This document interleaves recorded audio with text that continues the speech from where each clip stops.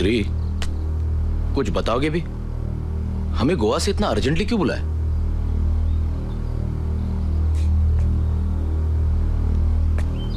रवि, इसका जवाब तुम्हें अदिति देगी।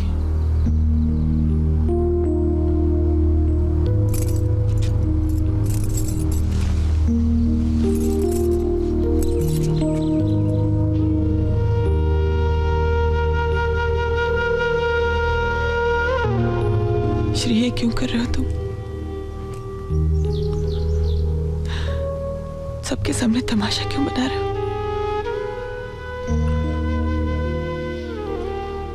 ये हमारे आपस की बात है Shri, please.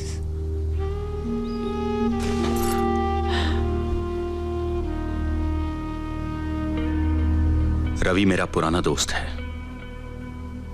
He is like a family member. उसका यहां रहना जरूरी है, और उससे भी ज्यादा महत्व की बात है कि सबको असलियत का पता चले।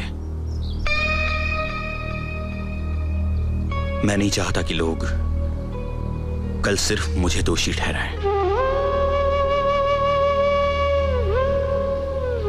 अनिकेत, तुम जरा बाहर जाओ प्लीज। अनिकेत यहीं रहेगा।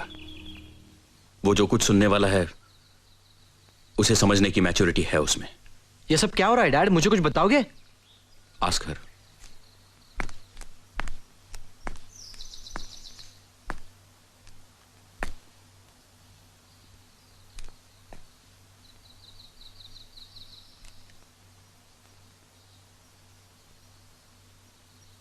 श्री, ये क्या तमाशा है? जो कुछ कहना है साफ साफ क्यों नहीं कहते? तुम मल्हार कामत को जानते हो? मल्हार कामत?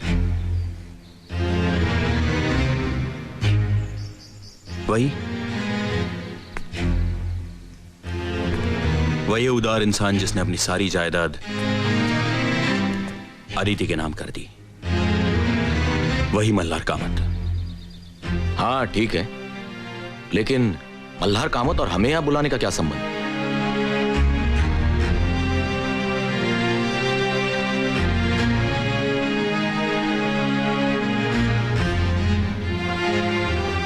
अदिति,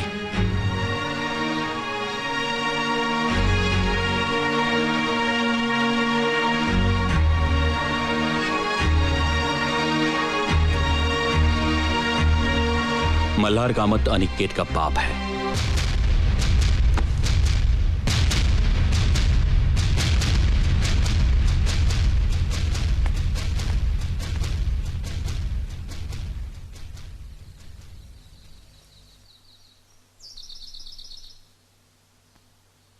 ये सब क्यों हुआ?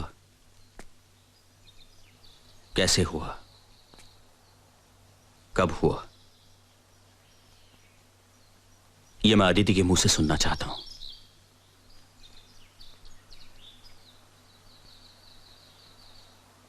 और तुम सबके सामने। एक्सक्यूज मी मिस्टर पंडित, ये आपका पर्सनल मामला है।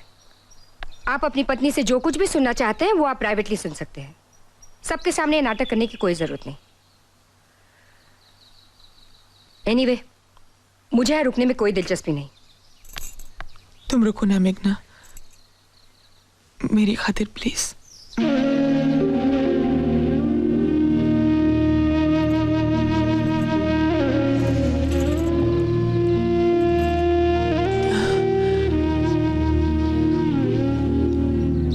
तुम्हें नाइजीरिया गए कुछ ही दिन हुए थे।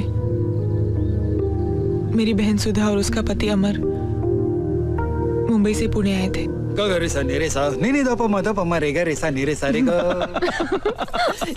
सो अचानक पुणे कैसे आई? वो हमें जेजूरी जाना है ना, इसलिए। और राहुल? अपने दादी के पास, ज्यादातर वो वहीं रहता है। इसमें हमारा ही फायदा है। अमर, 3 साल के बच्चे के बाप हो, जरा तो जिम्मेदार आदमी की तरह बर्ताव करो। पहले तुम 3 साल के बच्चे की माँ दिखो तो सही। वैसे मेरी बीवी अट्रैक्टिव दिखती है, मुझे अच्छा लगता है, पर तुम तो मुझे बूढ़ा बनाना चाहती हो। ये बात अच्छी नहीं। अमर बस करो ना, हमें बात करने दो ना। कितने सालों के बाद मिले हम दोनों। तो करो ना। मैं यहाँ चुपचाप बैठा रहूंगा। अमर तुम जाओ कहीं घूम के आओ। घूम के आऊं? तुम चलो ना साथ में। मैं जाऊं? ओके बॉस, मैं जरा फ्रेश होकर आता हूँ। पागल है पागल, परेशान करके रखा है। जब देखो इसे मेरे बगल में बैठना होता है। चिपकू, तेरा श्री तो ऐसा पागल नहीं है ना? श्री होता क्या है यहाँ ऐसा पागलपन करने के लिए? इसका एक ही सोल्यूशन है, जल्द से जल्द घर में एक बच्चा। श्री को प्लानिंग करना है सुधा। ये लो, अब तक एक बच्चा हुआ नहीं और तुम लोगों ने प्लानिंग शुरू कर दी। मेरे पागल को देखा है? राहुल को जब दूसरा साल लगा था ना, तब से दूसरे बच्चे की डिमांड कर रहा है। सुधा सुधा सुधा, देखा, एक मिनट मुझे अकेला नहीं छोड़ता हैवान। सुधा डार्लिंग। आती हूँ बाबा, मैं अभी आई। सुधा। क्या है, क्यों बुलाया? अरे बैठने दो ना कुछ देर मुझे अपनी बहन के पास। अरे बैठो ना। अरे मैं घूमने जा रहा हूँ, पता नहीं कब लौटूंगा। सोचा जाने से पहले KISS कर लूं। प्लीज तुम भी ना। come on, अमर once, छोड़ो, once. अमर एक- क्या एक- सोच रही है? एक- अमर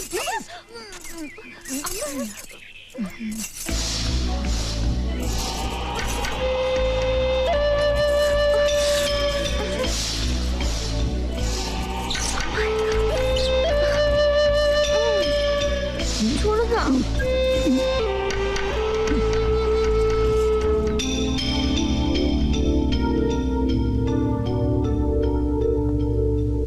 वो 2-3 दिन यहाँ रहे। उनका बेलगाम प्यार, किसी की परवाह ना करते हुए एक दूसरे के करीब आना, सब देख रही थी मैं, बेचैन, अकेली। उनके जाने के दूसरे दिन सुबह मेरी आस कर रही थी मल्हार के साथ।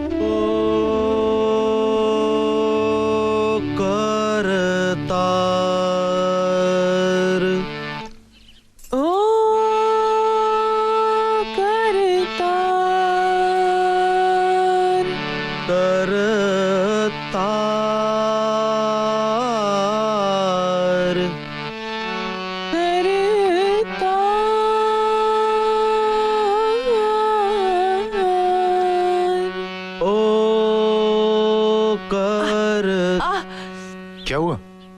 क्या हुआ? मेरा पैर, मेरा पैर, मेरा पैर। एक मिनट। लाओ पैर लाओ। एक मिनट। हाँ?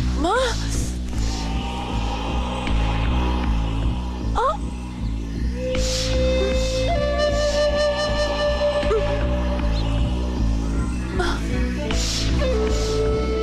अब कैसा लग रहा है? बहुत अच्छा लग रहा है। Don't stop Shri.